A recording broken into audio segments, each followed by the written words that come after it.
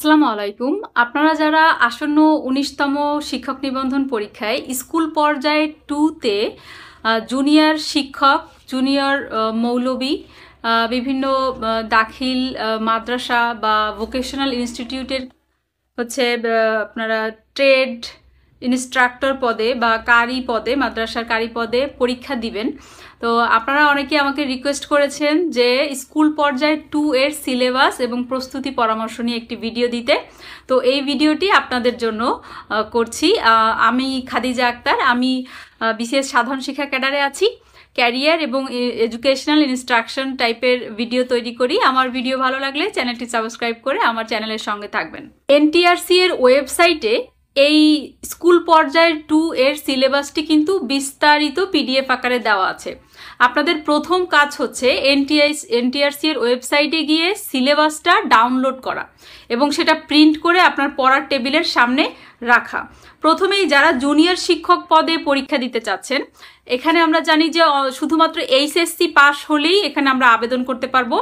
তো এই HSC pass হলেই আবেদন করতে পারবো, এটা যেমন সঠিক, সেক্ষেত্রে কিন্তু এই কথাও সঠিক যে এটা হচ্ছে ন্যূনতম যোগ্যতা। এর চেয়ে বেশি যোগ্যতারও অনেকে যারা ডিগ্রি পাস বা অনার্স পাস এরাও আবেদন করতে পারবে। তো আমরা যদি সিলেবাসটার দিকে একটু তাকাই, বিষয়ভিত্তিক 100 মার্কের যে নম্বর বন্টনটা আছে, বাংলায় 50 এবং ইংরেজিতে 50 দেওয়া আছে।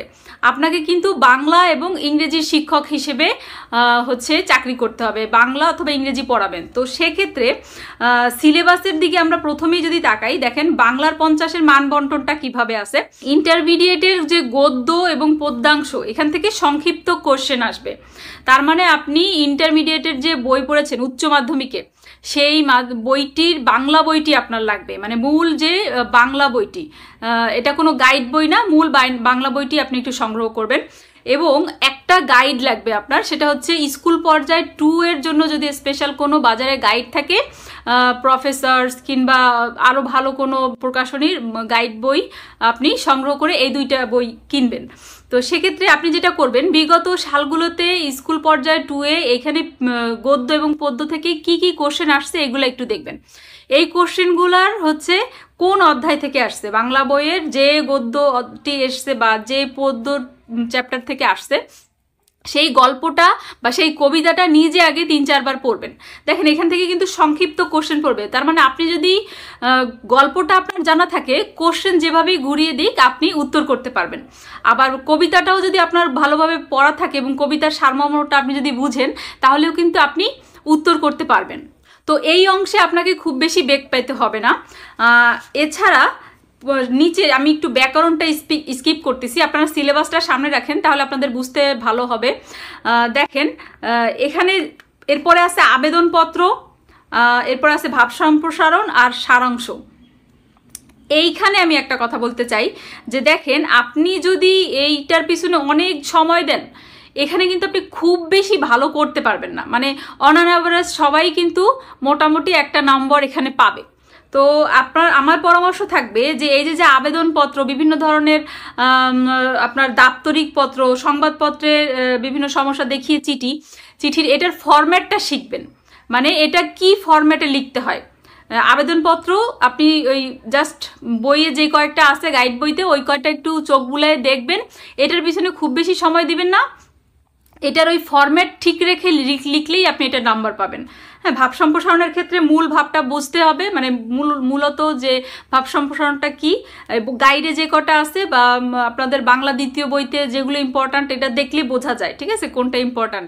এগুলো আপনার আনকমন পড়বেন, এটা কমন পড়বে। আর সারাংশের ক্ষেত্রেও যেটা করবেন যে বানান ভুল করবেন না, চেষ্টা করবেন যে কয়েকটা সুন্দর সুন্দর শব্দ, হ্যাঁ, যেমন মনে করেন যে আমি যদি বলি যে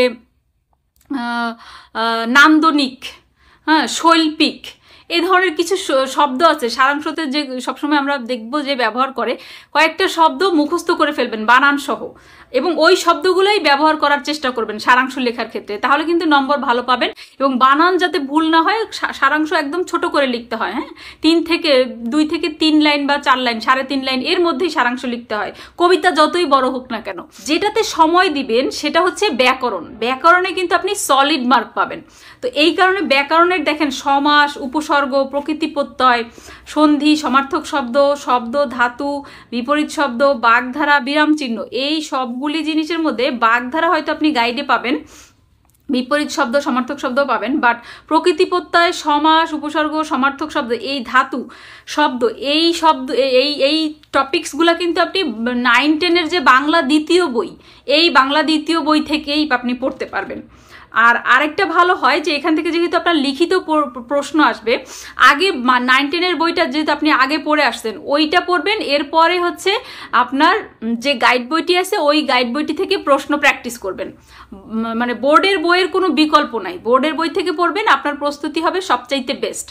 আচ্ছা, এরপরে দেখেন ইংরেজি যে অংশটুকু আছে গ্রামার অংশ, গ্রামার অংশে কিন্তু যেই আপনি ভালো করতে হলে আপনার গ্রামার অংশে মানে মেইন কম্পিটিশন আমার এখানে মনে হয়েছে ইংরেজি অংশটুকুতেই হবে, কারণ হচ্ছে বাংলা মোটামুটি মানুষ মুখস্থ করে কভার করতে পারে, ইংরেজিটা পারে না।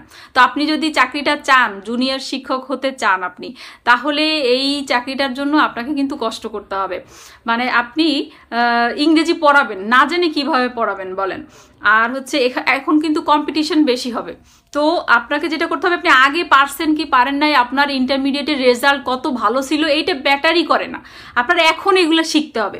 এই কারণে আপনি এই গ্রামারের যে পার্টটা, parts of speech, article, tense, এই যে গ্রামারের পার্টটার প্রতি খুবই জোর দিবেন, কারণ এইখানেই নম্বর তোলার একটা জায়গা, বাংলা গ্রামার এবং ইংরেজি গ্রামার। এইটাতে আপনি গাইড বই থেকে পড়েন, যদি গাইড বইয়ের চেয়ে অন্য কোনো আপনার ইন্টারমিডিয়েটের গ্রামার বই যেটা আপনার কাছে সহজ লাগে, সব বইতেই গ্রামার আছে, যেই বইটা আপনার কাছে সহজ লাগে সেইটা পড়েন, ঠিক আছে? আর হচ্ছে প্র্যাকটিস করতে থাকেন। আর প্যারাগ্রাফের কথা আমি বলবো, letter application writing, paragraph writing, আর আছে কম্প্রিহেনশন।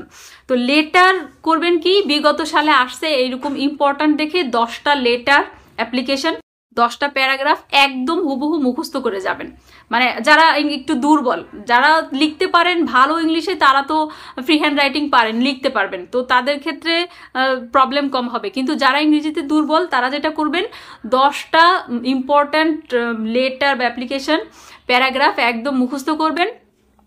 এরপরে যদি কমন না পান সেক্ষেত্রে কি করবেন, সেক্ষেত্রে প্যারাগ্রাফ রাইটিংয়ের কিন্তু একটা ফরম্যাট আছে, ইউটিউবে বিভিন্ন প্যারাগ্রাফ রাইটিংয়ের ভিডিও পাবেন, যে একটা প্যারাগ্রাফ কিভাবে লিখতে হয়, যে কোনো টপিক্সে একটা প্যারাগ্রাফ লেখার একটা হিন্টস আছে।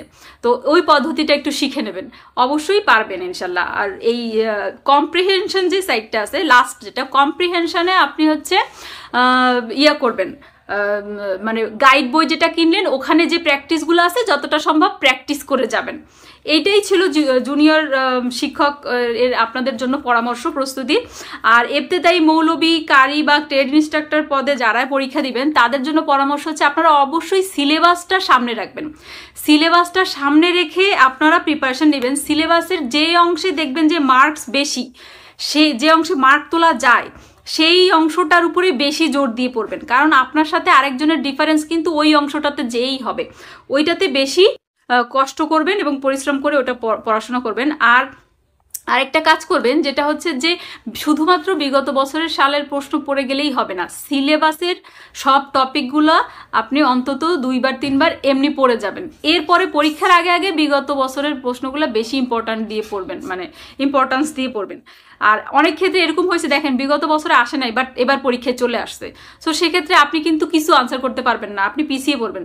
যারা সিলেবাসটা সামনে রাখে এবং সিলেবাসের সব কিছু শেষ করে তারা কিন্তু সবসময় এগিয়ে থাকে, কারণ যদি রিপিট না করে, নতুন কোশ্চেন দেয়, সিলেবাসে আছে আগে কখনো দেয় নাই এবার প্রথম দিল, তখন আপনি কি করবেন? এরকম কিন্তু হয়েছে 18তম নিবন্ধনে, ঠিক আছে? তো এই কারণে আপনাদের জন্য পরামর্শ হচ্ছে আপনারা সিলেবাসটা কভার করবেন। আশা করি আপনারা উপকৃত হবেন। তো ভালো থাকবেন, ধন্যবাদ সবাইকে, আল্লাহ হাফেজ।